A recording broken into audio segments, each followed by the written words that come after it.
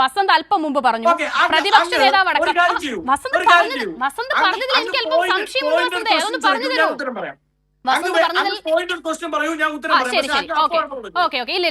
ഇടപെടില്ല. അതായത് എന്റെ ചോദ്യം അല്പം മുമ്പ് വസന്ത് പറഞ്ഞു, ഞാൻ ചോദിച്ചു അങ്ങനെയാണെങ്കിൽ ഈ പ്രഖ്യാപനത്തിന് ഒരു ദിവസം മുൻപെങ്കിലും നിങ്ങൾക്ക് ഇത് പറയാമായിരുന്നല്ലോ, ഈ പട്ടിക ഇത് ആധികാരികമല്ല എന്നുള്ളത് എന്തുകൊണ്ട് പറഞ്ഞില്ല എന്ന് ചോദിച്ചപ്പോൾ വസന്ത് പറഞ്ഞു പ്രതിപക്ഷ നേതാവ് അടക്കം വാർത്താ സമ്മേളനം നടത്തി പറഞ്ഞു ഇത് ആധികാരികമല്ല, ഇത് തട്ടിപ്പാണ് ഇത് പറഞ്ഞു എന്നാണ് വസന്തിന്റെ വാദം. ശരി, പ്രതിപക്ഷ നേതാവ് തട്ടിപ്പാണെന്ന് പറഞ്ഞു എന്നുള്ളത് ഞാനും കേട്ടു. അതിനപ്പുറം ഏതെങ്കിലും ഒരു വ്യക്തിയെ കൊണ്ടു നിർത്തി ഇതാ ഇയാൾ ഇപ്പോഴും ഈ അതിദാരിദ്ര്യമുക്ത കേരളത്തിന് ഇപ്പുറവും അല്ലെങ്കിൽ പ്രഖ്യാപനത്തിന്റെ തലേ ദിവസവും റേഷൻ കാർഡ് ഇല്ലാത്തയാളാണ്, ആധാർ കാർഡ് ഇല്ലാത്തയാളാണ്, ഭക്ഷണം കഴിക്കാൻ നിവർത്തിയില്ലാത്ത ആളാണ് എന്ന രേഖ എന്ന വിവരം ആധികാരികമായി ഒരാളെയെങ്കിലും ചൂണ്ടിക്കാട്ടാൻ പ്രഖ്യാപനം നടന്നും 24 മണിക്കൂർ കഴിഞ്ഞല്ലോ, എന്തുകൊണ്ട് സാധിക്കുന്നില്ല? വസന്ത് പറയുന്ന തെരുവുകളിലുള്ള ഒന്നുമില്ലാത്ത ഈ ആളുകളെ ഈ പദ്ധതിയുടെ സർവേ നടക്കുമ്പോൾ വസന്തിന്റെ രാഷ്ട്രീയ പാർട്ടി ഭരിക്കുന്ന തദ്ദേശ സ്ഥാപനങ്ങൾ എന്തുകൊണ്ട് കണ്ടെത്താതെ പോയി? തദ്ദേശ സ്ഥാപനങ്ങൾ നേരിട്ടല്ല, ഒരു മിനിറ്റ്, തദ്ദേശ സ്ഥാപനങ്ങൾ നേരിട്ടല്ല അവരെ കണ്ടെത്തിയത്. ഞാൻ മുൻപ് വിശദീകരിച്ചതുപോലെ ഒരുപാട് ഘടകങ്ങൾ അവരൊക്കെയും കണ്ടെത്തിയ ഒരു മിനിറ്റ് സുഹൃത്തെ, അവരൊക്കെയും കണ്ടെത്തിയ ആ ലിസ്റ്റ്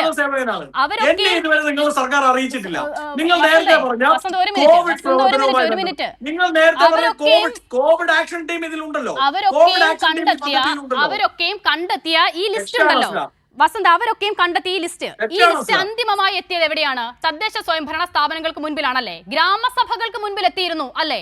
ഗ്രാമസഭകൾ ആരാണ് വിളിച്ചു ചേർക്കുന്നത്? അപ്പോൾ CPIM മാത്രം ഭരിക്കുന്നതാണ് ഈ കേരളത്തിലെ എല്ലാ തദ്ദേശ സ്ഥാപനങ്ങളും എന്നാണെങ്കിൽ വസന്ത് പറയുന്നതിന് അടിസ്ഥാനമുണ്ട്. അതല്ലെങ്കിൽ വസന്തിന്റെ രാഷ്ട്രീയ പാർട്ടിക്കും അതിൽ ഉത്തരവാദിത്തമുണ്ട്. അതിനുശേഷം തെരുവിൽ ഇനിയും ആളുകൾ ഈ നിലയിൽ നടക്കുന്നുണ്ടെന്ന് പറഞ്ഞാൽ അതിൽ ഉത്തരവാദിത്തം നിങ്ങൾക്ക് കൂടി ഉണ്ടെന്നേ. എന്തുകൊണ്ട് കണ്ടെത്താനാകാതെ പോയി? ചൂണ്ടിക്കാട്ടാമായിരുന്നില്ലേ ഒരു ഘട്ടത്തിലെങ്കിലും? പ്രഖ്യാപനം നടത്തുന്നതിന്റെ തലേ ദിവസമെങ്കിലും എന്തുകൊണ്ട് സാധിച്ചില്ല? എത്രയോ തവണ ഈ പ്രഖ്യാപനം കഴിയുന്നതിന്റെ തലേ ദിവസങ്ങളിൽ കേരളത്തിലെ മുഖ്യധാര മാധ്യമങ്ങൾ അടക്കം ചൂണ്ടിക്കാണിച്ചിട്ടുണ്ട് നിങ്ങളുടെ സർക്കാരിനോട്. ബഹുമാനപ്പെട്ട കേരളത്തിന്റെ പ്രതിപക്ഷ നേതാവ് വളരെ കൃത്യമായി ഇത് പറഞ്ഞിട്ടുണ്ട്, ഇത് തട്ടിപ്പ് പ്രഖ്യാപനമാണ്.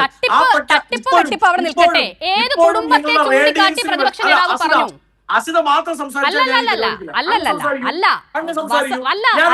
പ്രതിപക്ഷ നേതാവ് പറഞ്ഞു തട്ടിപ്പാണെന്ന്. ശരിയാണ്, തട്ടിപ്പാണെന്ന് പറഞ്ഞു. ഞാൻ ചോദിക്കുന്നതല്ല, ആധികാരികമായി ഈ കുടുംബത്തിന്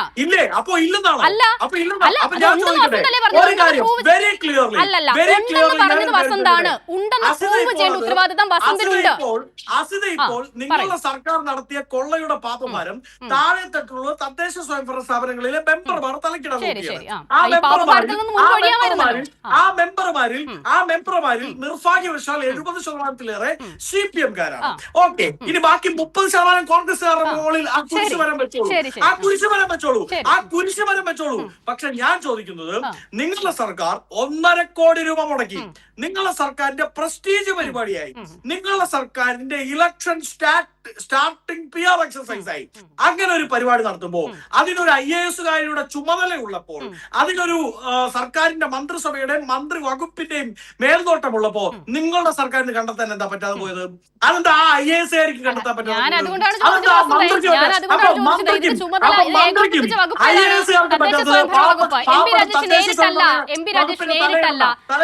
സുഹൃത്തെ എന്ത് പറഞ്ഞാണ് വസന്ത് ന്യായീകരിക്കുന്നത്? എനിക്കത് മനസ്സിലാകില്ല വസന്തിന്റെ ആ ലോജിക്ക്. ഒരു മിനിറ്റ്, ചോദ്യം MP രാജേഷ് നേരിട്ടല്ല ഈ വിവരശേഖരണം നടത്തിയത്. വിവരശേഖരണം നടത്തിയവർ ആരൊക്കെയാണെന്നുള്ളത് ഞാൻ വിശദീകരിച്ചു കഴിഞ്ഞു. ആ ലിസ്റ്റ് തദ്ദേശ സ്വയംഭരണ സ്ഥാപനങ്ങൾക്ക് മുൻപിൽ എത്തിയിരുന്നു. ഒരു മിനിറ്റ് സുഹൃത്തെ, വസന്ത് ഇപ്പോൾ പറഞ്ഞത് എന്താണ്? വസന്ത് അല്പം മുൻപ് പറഞ്ഞു പ്രതിപക്ഷ നേതാവ് അടക്കം വസന്ത് അല്പം മുമ്പ് പറഞ്ഞു പ്രതിപക്ഷ നേതാവ് അടക്കം വസന്ത് പറഞ്ഞതിൽ എനിക്ക് അല്പം സംശയമുണ്ട്. ഒന്ന് പറഞ്ഞു തരൂ.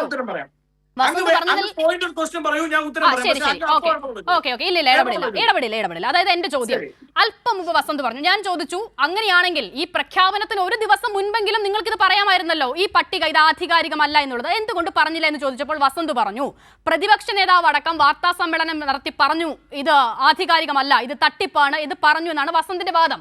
ശരി, പ്രതിപക്ഷ നേതാവ് തട്ടിപ്പാണെന്ന് പറഞ്ഞു എന്നുള്ളത് ഞാനും കേട്ടു. അതിനപ്പുറം ഏതെങ്കിലും ഒരു വ്യക്തിയെ കൊണ്ടു നിർത്തി ഇതാ ഇയാൾ ഇപ്പോഴും ഈ അതിദാരിദ്ര്യമുക്ത കേരളത്തിന് ഇപ്പുറവും അല്ലെങ്കിൽ പ്രഖ്യാപനത്തിന്റെ തലേ ദിവസവും റേഷൻ കാർഡ് ഇല്ലാത്തയാളാണ്, ആധാർ കാർഡ് ഇല്ലാത്തയാളാണ്, ഭക്ഷണം കഴിക്കാൻ നിവർത്തിയില്ലാത്ത ആളാണ് എന്ന രേഖ, എന്ന വിവരം ആധികാരികമായി ഒരാളെയെങ്കിലും ചൂണ്ടിക്കാട്ടാൻ പ്രഖ്യാപനം നടന്നും 24 മണിക്കൂർ കഴിഞ്ഞല്ലോ, എന്തുകൊണ്ട് സാധിക്കുന്നില്ല? ഇനി അതിന്റെ ഉത്തരം പറയട്ടെ. അങ്ങ് ഇടപെടേ. ഒന്ന്, കേരളത്തിലെ മുഖ്യധാര മാധ്യമങ്ങൾ അടക്കം വീഡിയോ ദൃശ്യങ്ങളായി ഇത് പുറത്തുവിട്ടിട്ടുണ്ട്. ഞാൻ അങ്ങ് അയച്ചു തരാം, അങ്ങ് കണ്ടാൽ മതി. എന്തിനാണ് കേരളത്തിന്റെ 4ാം തൂണാണ്, കേരളത്തിന്റെ മറ്റൊരു തരത്തിലുള്ള പ്രതിപക്ഷമാണ്. അത് ഏത് സർക്കാർ ഭരിച്ചാലും മാധ്യമങ്ങൾ.